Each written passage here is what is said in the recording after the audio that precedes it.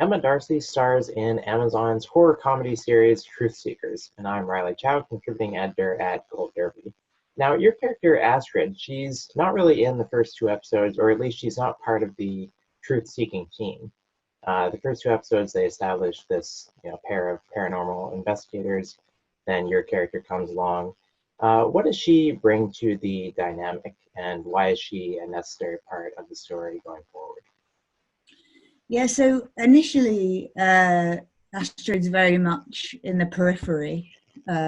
First two episodes, Astrid's hiding at the edges. We meet her, she's a person on the run. She has no one around her. She's quite isolated. In fact, sort of the only company she has really is a load of ghosts, a load of sort of flaming spirits and demons. Otherwise, she's totally on her ones. And she runs into Elton John, played by Samson Kao, and Nick Frost's character Gus, and discovers in them a pair of paranormal enthusiasts, and essentially loads them with all the responsibility for solving her ghost problem. But I think more broadly, she is looking for a family. She's looking for community and to be part of something, which I think is also true for Elton John and for Gus Roberts. I think actually it's a sort of Scooby Doo squad of misfits who, due to trauma or loss, are all searching for something more than the normal reality, and also for a kind of a new a self-made family and community. And going forward, I mean, arguably Astrid has like the most ghost experience, so I think she sort of brings a bit of edge and a bit of field work to the team. Yeah, and her and Elton have a kind of instant familiarity and connection, which goes on, I think, to drive the narrative and to actually like keep Elton involved. Elton is so utterly terrified of anything beyond his job as a wireless internet engineer. But I think like an interest and an attraction to Astrid is sort of what keeps him playing the game. Now, I've seen a number of interviews where you've talked to people who have only seen the first half of the season, but the whole season has been out now for a while. I feel like if you haven't seen the show at this point, please go watch it or watch one of those other interviews. Is there anything that you've been kind of dying to say about the second half of the season, what your character goes through, or how you made it? I mean, it was very hard to talk about this show without the massive Astrid spoiler. Like, Astrid is a spoiler, and I was doing these conversations, and in a way, there's very little you can say. Arguably the thing that, so are we going spoilers here? We're going, that's all good. Okay, great. No, I mean, arguably one of the things that drew me to the part was, so Astrid's a ghost, essentially, who is able to establish a corporeal form through her relationship and proximity with Elton. And that just felt like a huge opportunity.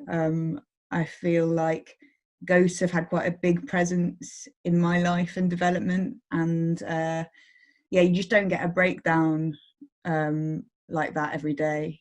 I also just really like the idea of a ghost with a really strong Gloucester accent. I find that charming, and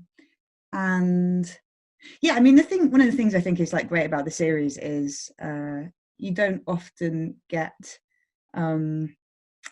female characters who get to be as brave and as to be as brave and as kick-ass and as like front-footed, I think, as Astrid does. Like, in a way, she's a ghost, she's got nothing to lose, do you know what I mean? And I just think I think that's really charming and exciting, and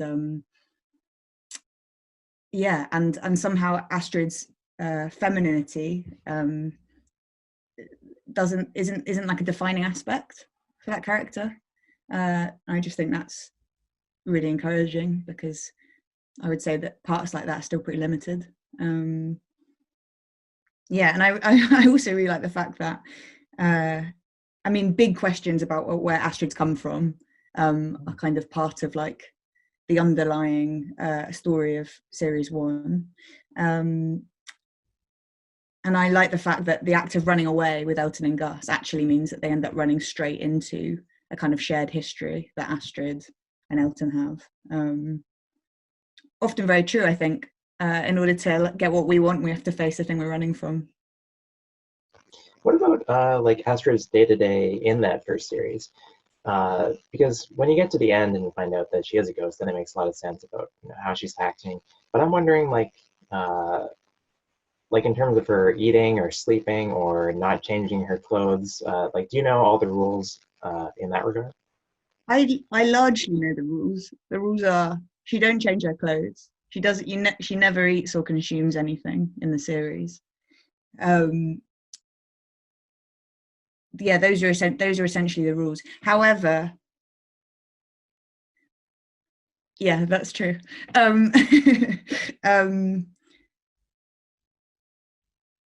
Yeah, sorry, that's it. Those are the rules.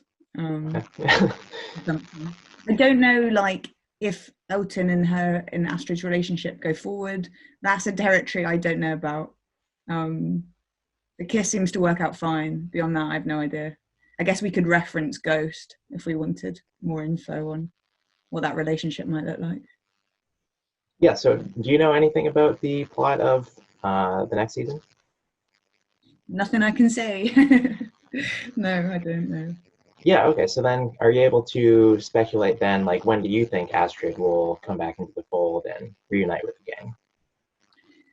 If I was to be speculative about it, my guess is that getting Astrid back, or bringing Astrid back from the other side, will probably be certainly Elton's primary desire at the start of the next series, would be my thought.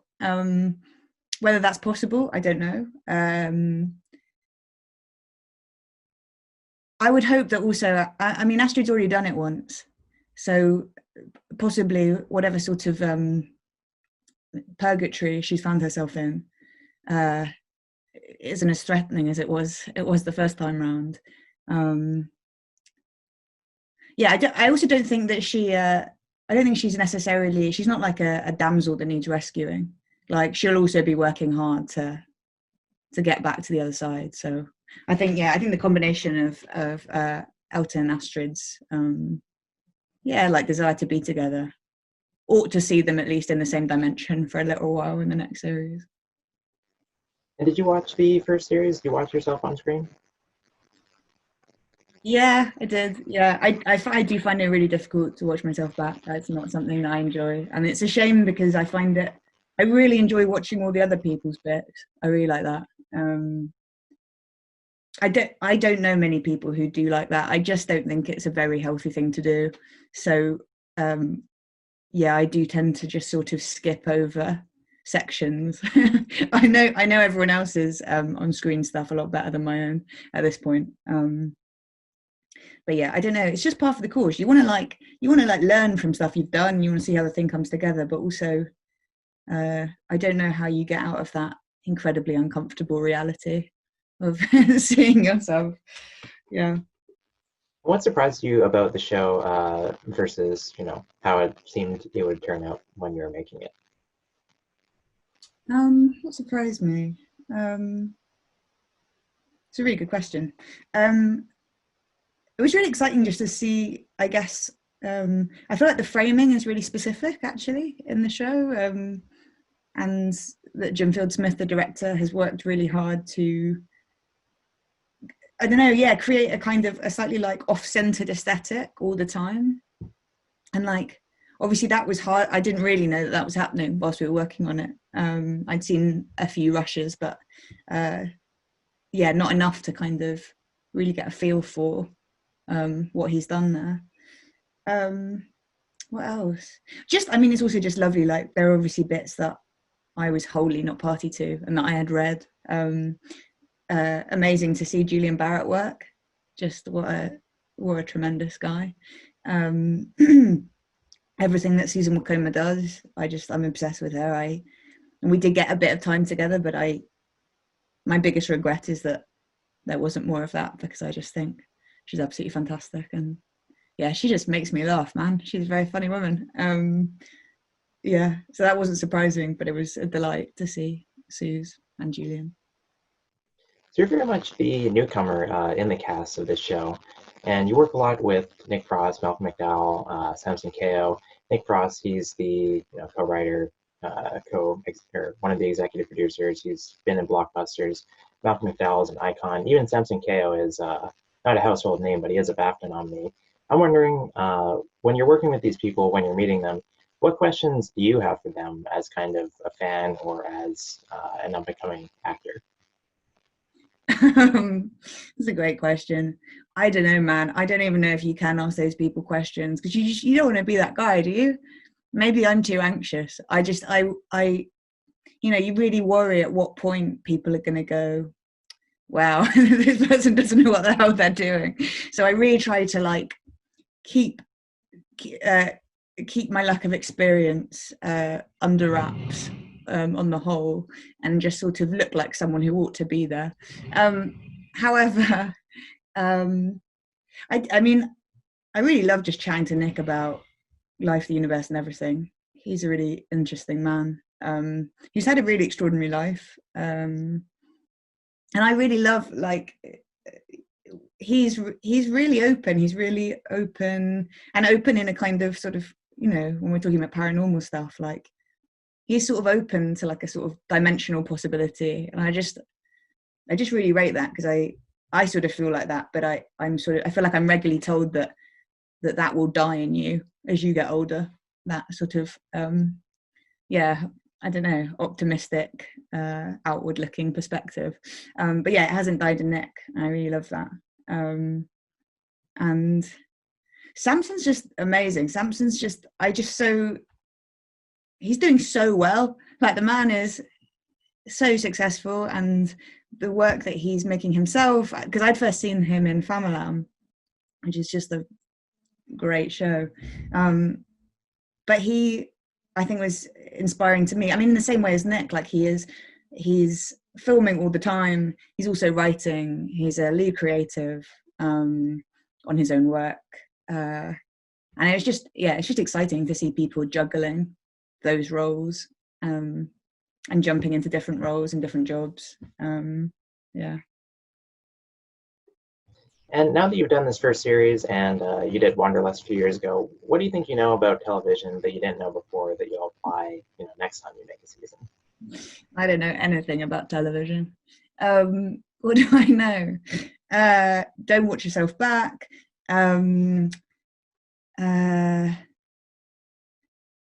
Oh God, I don't know. What do I know? I don't know. So embarrassing. I